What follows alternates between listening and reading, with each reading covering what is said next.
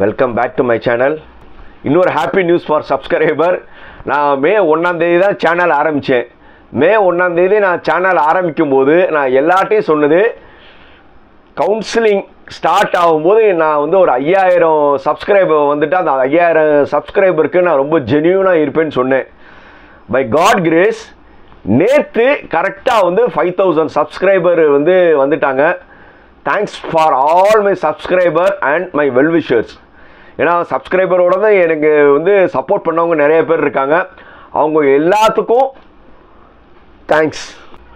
இன்றைக்கி எல்லாருமே எதிர்பார்க்குற choice filling for general counselling start ஆகுது for round 1 students and vocational students எல்லா மார்க்குக்கும். இன்றைக்கி யார் யாருக்கு ஆரம்பிக்குதுன்னா மார்க் 200லேருந்து 179 வரை இருக்கிற ஜென்ரல் ஸ்டூடெண்ட்ஸுக்கும் ஆல் வொகேஷ்னல் ஸ்டூடெண்ட்ஸுக்கும் இன்றைக்கி சாய்ஸ் ஃபில்லிங் ஸ்டார்ட் ஆகுது. எல்லாருமே எதிர்பார்த்துட்டு இருந்த நாள் ஜூலை 29.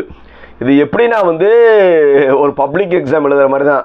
நீங்கள் அவ்வளோ நல்லா படித்து மொதல் எக்ஸாம் போகும்போது உங்களுக்கு என்ன மனநிலை இருக்குமோ அதோட 100 மடங்கு இன்றைக்கி இருக்கும். ஏன்னா நீங்கள் எல்லாருமே சாய்ஸ் ஃபில்லிங் நிறைய யூடியூப் சேனல்ஸ் பார்த்து நிறைய ஃப்ரெண்ட்ஸு, நிறைய ரிலேட்டிவ், நிறைய பியர்ஸ், நிறைய நிறைய நிறைய ஒரு இன்ஃப்ளூயன்ஸ் பண்ணி நீங்கள் ஒரு நிலையான மைண்ட்லேயும் இருக்கலாம், இல்லை ஒரு குழப்பமான மனநிலையும் இருக்கலாம். ரைட், இன்னைக்கு காலையில் 10 மணிக்கு உங்களுக்கு சாய்ஸ் ஃபில்லிங் லிங்க் ஆரம்பிச்சிடும்.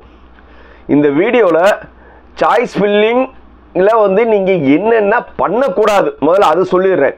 ஏன்னா எது நீங்கள் பண்ணக்கூடாதுனாவே மிஸ்டேக்ஸ் அவாய்ட் பண்ணிடலாம்.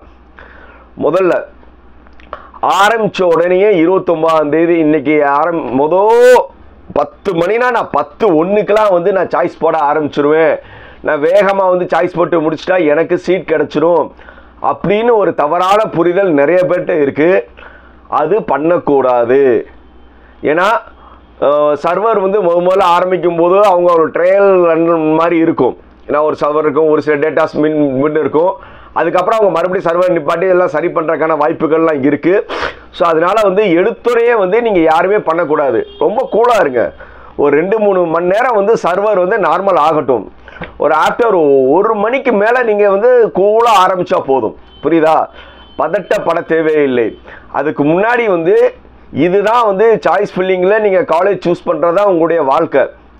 ஏன்னா நீங்கள் எந்த காலேஜில் என்ன குரூப் எடுக்க போகிறீங்கன்னு பண்ண போகிறது. அதனால் ரொம்ப கூலான மனநிலை. சப்போஸ் இறை நம்பிக்கை இருந்தால் எல்லாமே கடவுள்கிட்ட வேண்டிக்கிட்டு, இறை நம்பிக்கை இல்லாதவங்க நீங்கள் எப்படி எதிர்பார்க்குறீங்க உங்கள் திறமையில நம்பிக்கையில் சாய்ஸ் லிஸ்ட்டு உட்காடுறதுக்கு முன்னாடி கையில் சாய்ஸ் லிஸ்ட்டு இல்லாமல் கண்டிப்பாக சாய்ஸ் லிஸ்ட்டு ஆரம்பிக்காதீங்க. முதல்ல கையில் என்ன இருக்கும்னா நீங்கள் ஒரு டென்டேட்டிவாக ஒரு சாய்ஸ் லிஸ்ட்டு நீங்கள் ப்ரிப்பேர் பண்ணியிருக்கணும். அந்த ப்ரிப்பேர் பண்ண சாய்ஸ் லிஸ்ட்டு கையில் வச்சுக்கிட்டு தான் நீங்கள் ஆரம்பிக்கணும். இல்லை நான் சிஸ்டத்தை ஓப்பன் பண்ணுவேன், காலேஜ் கோடு போட்டு நான் அப்படியே போவேன்னா அது அதிமேதாவி. ஏன்னா எனக்கு மேலே நான் என்ன பண்ணிடுவேன். அப்போ என்ன இருக்கும்னா நீங்கள் ஒரு 10-12 காலேஜ் ஆர்டரில் நினச்சிருப்பீங்க. ஆனால் நீங்கள் ஓப்பன் பண்ணும்போது நீங்கள் 7ஆவதா காலேஜ் ஓப்பன் பண்ணணும்னு நினச்சதை நீங்கள் 12ஆவதா ஓப்பன் பண்ணுவீங்க. புரியுதா? ஏன்னா வேகமாக நீங்கள் பண்ணும்போது இல்லை ஆல்ஃபாபெட்டிக் ஆனாலும் பக்கத்தில் இருக்க டக்குன்னு காலேஜை தூக்கி சாய்ஸை போட்டுருவீங்க. ஸோ அந்த மாதிரி கன்ஃபியூஷன்ஸ்லாம் எலிமினேட் பண்ணுறதுக்கு சாய்ஸ் லிஸ்ட்டில் எழுதி வச்சுக்கிட்டு தான் ஆரம்பிக்கணும். அப்போ தான் உங்களுக்கு மிஸ்டேக் நடக்காது. நல்லா தெரிஞ்சுக்கோங்க. சாய்ஸ் லிஸ்ட்டு இல்லாமல் நீங்கள் சாய்ஸ் லிஸ்ட் ஃபில் பண்ண ஆரம்பிக்காதீங்க. அதே மாதிரி நிறைய பேர் சார் நான் ஒரு 20 சாய்ஸ் போதுமா 30 சாய்ஸ் போதுமான்னு கேட்குறீங்க. ஏன்னா அவங்க என்ன சொல்கிறாங்கன்னா நான் 198 இருக்கேன், 197 இருக்கேன், எனக்கு 20 இது என் கம்யூனிட்டியில் நான் 10ஆவது ஆளாக இருக்கேன், என் கம்யூனிட்டி எனக்கு நான் 15ஆவதாக இருக்கேன். அப்படின்னா நான் கம்யூனிட்டிலே நான் 10 வந்துடுவேன். இல்லை அப்புறம் எதுக்கு நான் சாய்ஸ் போடணும்னு ரொம்ப புத்திசாலித்தனமாக கேட்குறீங்க. புரியுதா? ஸோ அதனால் நீங்கள் முதல்ல சீட்ஸ் ஃபில் ஆகிறது ஜென்ரல் கோட்டாவில் தான் ஃபுல் ஆகிட்டு வரும். இப்போ 196 இருக்கிறவங்க கம்யூனிட்டி ரேங்கில் கம்மியாக இருக்கலாம். ஆனால் முதல்ல சீட்டு ஃபுல் ஆகிறது ஓசியில் தான் ஃபுல் ஆகிட்டு இருக்கும். புரியுதா? அதுக்கப்புறம் தான் கம்யூனிட்டி வரும். ஸோ அதனால் வந்து என்னுடைய பெஸ்ட்டு சஜஷன் வந்து நிறைய சாய்ஸஸோடு போங்க. பின்னாடி வந்து நீங்கள் ஒரு 50 சாய்ஸ் ஏதோ ஒரு கிளிக் பண்ணி போகிறதுல என்ன தப்பு இருக்குது? அதில் வந்து என்னப்பா பெருமை, நான் 20 சாய்ஸ் வச்சா போதுமா, 30 சாய்ஸ் வச்சா போதுமானு பின்னாடி வைக்கிறது தப்பே இல்லைல்லப்பா. ரைட். அது போக சாய்ஸ் நீங்கள் பண்ணும்போது நிறைய பேர்த்துக்கு ஒரு டவுட்டு, சார் நான் கம்ப்யூட்டர் சயின்ஸ் ஐடி அந்த கம்ப்யூட்டர் சென்ட்ரிக் குரூப் தான் சார் என்னுடைய சாய்ஸஸாக இருக்குது, நான் எப்படி சார் கம்ப்யூட்டர் சயின்ஸாக போட்டுருவா, அதுக்கப்புறம் ஐடியாக போட்டுருவா, அப்புறம் வந்து ஏடிஎஸ்ஸாக போட்டுருவா, அப்புறம் ஏஎம்எல்லாக போட்டுருவா, அப்புறம் சைபர் செக்யூரிட்டியாக போட்டுருவான்னு கேட்குறீங்க. இது கரெக்டான மெத்தட் கிடையாது. ஏன்னா ஃபார் எக்ஸாம்பிள் வந்து இப்போ நீங்கள் எஸ்எஸ்என்னு வச்சுக்கோங்க. நம்ம ஒரு எப்பவும் பேசுகிற மாதிரி 3 காலேஜே பேசுவோம். கிண்டி கேம்பஸ், எம்ஐடி, எஸ்எஸ்என். இந்த 3 காலேஜ் தான் வந்து நீங்கள் முதல் காலேஜில் வந்து கம்ப்யூட்டர், அடுத்த காலேஜ் எஸ்எஸ்என்ல கம்ப்யூட்டர், எம்ஐடியில் கம்ப்யூட்டர், ஜிசியில் கம்ப்யூட்டர் 3 போடுறீங்க. அதுக்கப்புறம் வந்து ஐடி அப்படி மாறி மாறி போட்டிங்கன்னா உங்களுக்கு என்ன ஒரு தப்பு நடக்கும்னா, நீங்கள் ஒரு பெரிய காலேஜில் பிளான் பண்ணிட்டீங்கன்னா அதே காலேஜில் வந்து ஒரு 3 நாள் இப்போ கம்ப்யூட்டர் சயின்ஸு ஐடி இது ரெண்டுமே வந்து ஒரு பெரிய காலேஜில் கிடைச்சாதான் நல்லது. அப்போ வந்து நீங்கள் ஒரு 10 காலேஜ் போடுறீங்க, 10 காலேஜில் இங்கே கம்ப்யூட்டர் சயின்ஸாக போட்டுறீங்க, அப்புறம் 11வது காலேஜ்லேருந்து 20வது காலேஜ் வரை ஐடியாக போடுறீங்க, அதுக்கப்புறம் வந்து ஏடிஎஸ்ஸாக போட்டிங்கன்னா உங்களுக்கு 30வது சாய்ஸ் வரை கிடைக்க வாய்ப்பு இருக்குது. ஆனால் நீங்கள் வந்து டாப் காலேஜ்னு சொல்லி ஒரு 5 காலேஜ் சூஸ் பண்ணி ஒவ்வொரு காலேஜ்லேயும் 3 3 3 3ன்னு போட்டுட்டு வந்தீங்கன்னா உங்களுக்கு டாப் 5 காலேஜ் ஸ்கூல்லையே உங்களுக்கு கிடைச்சிரும். ஒரு 10வது ரேஞ்சில் இருக்கிற காலேஜுக்கு பதில் 5வது ரேஞ்சில் இருக்கிற காலேஜே வந்து உங்களுக்கு கிடைக்கான வாய்ப்பு இருக்குது. புரியுதா?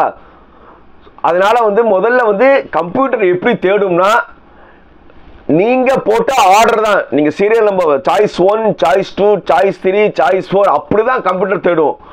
இந்த காலேஜ் அப்படி இருக்காது. நீங்கள் ஒரு காலேஜ் வந்து ஒவ்வொரு குரூப்பாக போட்டுக்கிட்டு வந்தாலும் நீங்கள் போட்ட சாய்ஸ் ஆர்டரில் தான் தேடும். ஸோ அதனால டாப் காலேஜஸ்லாம் எடுத்தீங்கன்னா மினிமம் 2-3 பிரான்ச் வந்து அந்த காலேஜ்னா அந்த நம்ம எல்லாருமே என்ன சொல்கிறோம், காலேஜுக்கு ப்ரிஃபரன்ஸ் பண்ணுங்கன்னு சொல்கிறோம்ல. அப்போ வந்து காலேஜ் தானே முக்கியம். அது காலேஜில் வந்து நீங்கள் நல்ல குரூப் தானே போட போகிறீங்க. ஃபார் சும்மா ஒரு எக்ஸாம்பிளுக்கு சொல்கிறேன், ஒரு சிஎஸ்சி ஐடி இசி போடுறீங்க. இது 3 ஒரு டாப் காலேஜில் போட்டிங்கன்னா கண்டிப்பாக வந்து ஒரு டாப் 5 காலேஜ் ஒரு 15 வந்துருமா. இப்போ டாப் மார்க் இருக்கிறவனுக்கு கண்டிப்பாக வந்து சான்சஸ் மோர். நீங்கள் வந்து கம்ப்யூட்டர் சயின்ஸ் சொல்லி ஒரு 15 காலேஜ், அடுத்தது ஐடின்னு சொல்லி ஒரு 15 காலேஜ், அடுத்தது இசின்னு சொல்லி 15 காலேஜ், இப்படி போனீங்கன்னா முதல் 10 கம்ப்யூட்டர் கிடைக்கலன்னா அது அடுத்தது எதுக்கு கேட்கும், ஐடி, இப்படி போகும். அதனால நீங்கள் காலேஜ் வைஸாக ஸ்பெசிஃபிக்காக வந்து போகிறது தான் புத்திசாலித்தனம். ரைட். அதுக்கப்புறம் வந்து சாய்ஸ் லிஸ்ட் ரெடி பண்ணி செல்லில் இருக்கும்போது கொஞ்சம் டிஃபிகல்ட்டாக இருக்கும். ஏன்னா நம்ம வந்து டச் முன்னாடி பின்னாடி போயிட்டுருக்கோம். அதனால நீங்கள் சாய்ஸ் செல்லில் தான், எனக்கு வேறு வழி இல்லைன்னா செல்லில் போட்டுட்டு டவுன்லோட் மை சாய்ஸ்னு ஒன்று இருக்கும். டவுன்லோட் மை சாய்ஸ்னு அந்த பிடிஎஃபை டவுன்லோட் பண்ணி அந்த பிடிஎஃப்பும் நீங்கள் போட்டதும் சீரியல் நம்பர் மாறாமல் இருக்கான்னு பாருங்கள்.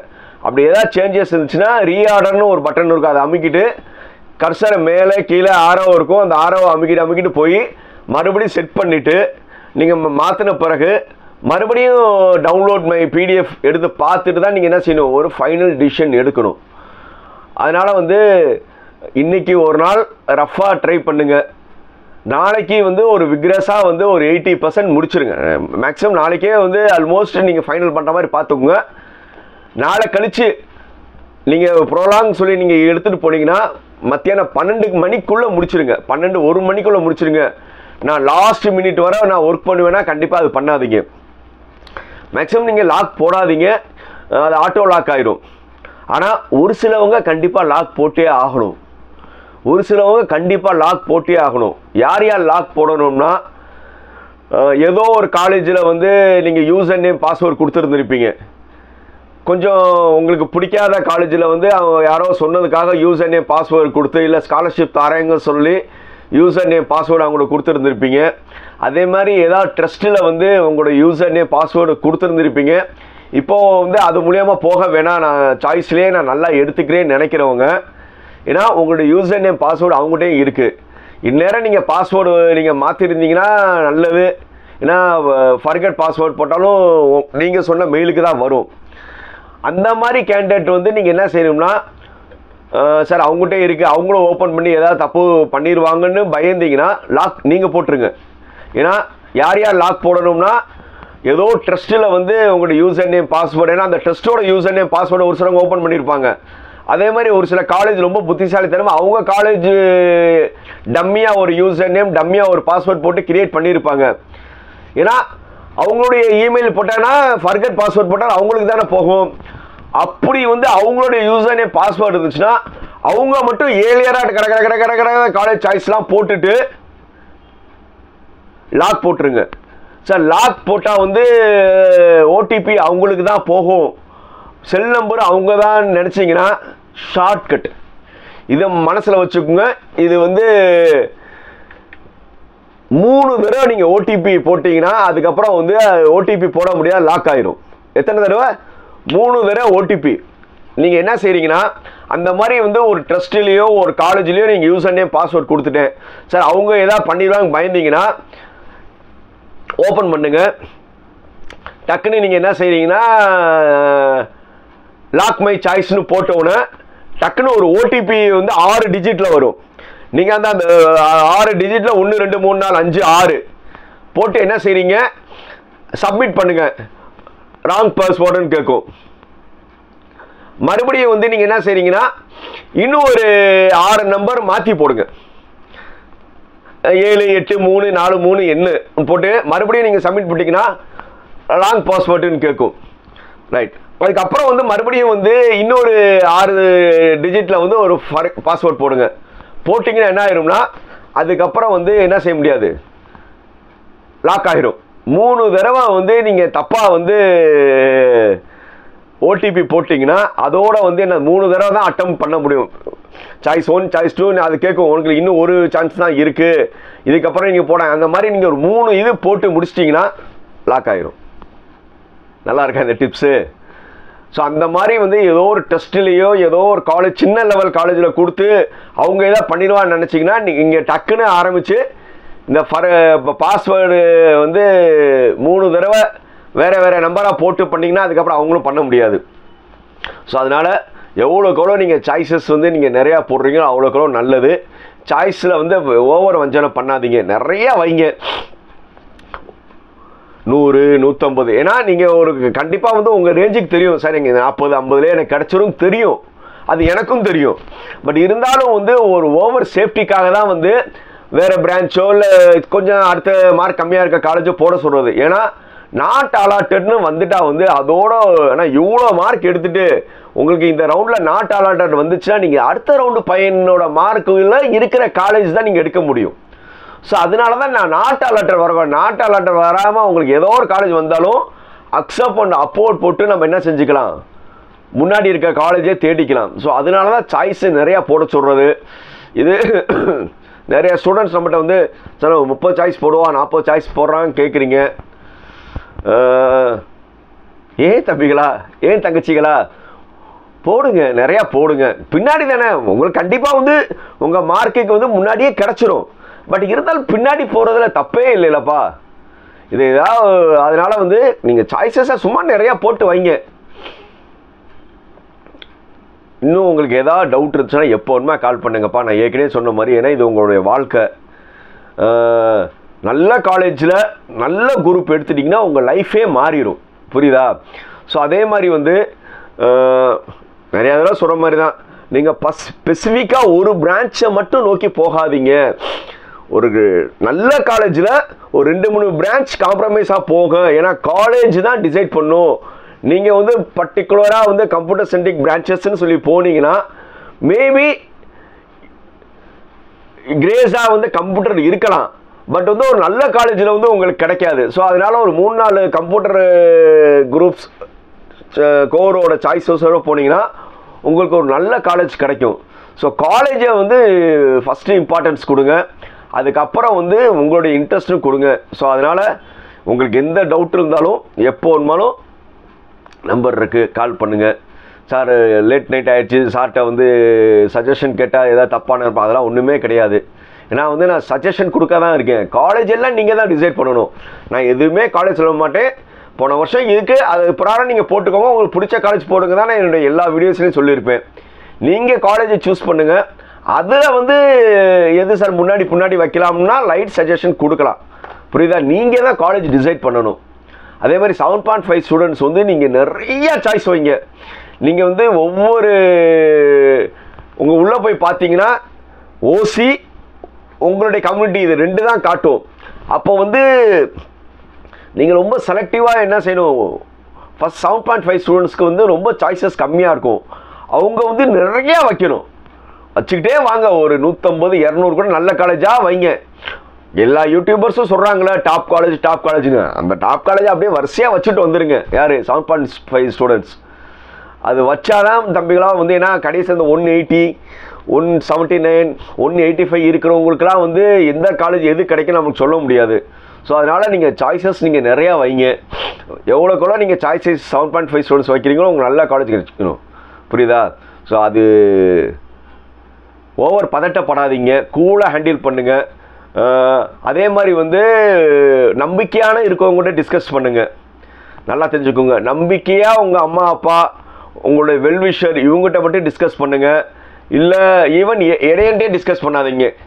ஒரு யூடியூபர்ஸோ ஒரு யார்ட்டையோ சொன்னீங்கன்னா மேபி அவங்க பாயிண்ட் ஆஃப் வியூ சொல்லுவாங்க. ஒரு சிலவங்க ஜென்யூனாக சொல்லுவவங்க இருக்காங்க. ஒரு சிலவங்க வந்து ஆதாயம் பார்க்குறதுக்காக ஊடால ஒரு சுமாரான காலேஜ் சொல்லி அவங்க ஆதாயம் பார்க்குறதுக்கான வாய்ப்புகளும் இருக்குது. ஸோ அதனால் வந்து முடிஞ்ச வரை வந்து நீங்களே முடிவெடுங்க, யார்ட்டையே சஜஷன் கேட்காதீங்க. ஏன்னா அவ்வளோ வீடியோஸ் நீங்கள் பார்த்துட்டீங்க, இன்னும் கிளியர் ஐடியா வந்திருக்கும். புரியுதா? இது நல்லதோ கெட்டதோ நீங்கள் தானே முடிவு எடுக்க போகிறீங்க குரூப். அதனால் வந்து நல்ல குரூப்பாக எடுங்க, நல்ல காலேஜ் சேருங்க. என்னுடைய மனமார்ந்த வாழ்த்துக்கள். கண்டிப்பாக நீங்கள் நல்ல காலேஜ் எடுப்பீங்கப்பா. ஒரே ஒரு ரெக்வஸ்ட்டு, சாய்ஸஸ் நிறையா போடுங்க. மீண்டும் அடுத்த வீடியோவில் சந்திக்கும் வரை லைக், கமெண்ட், ஷேர், சப்ஸ்கிரைப்.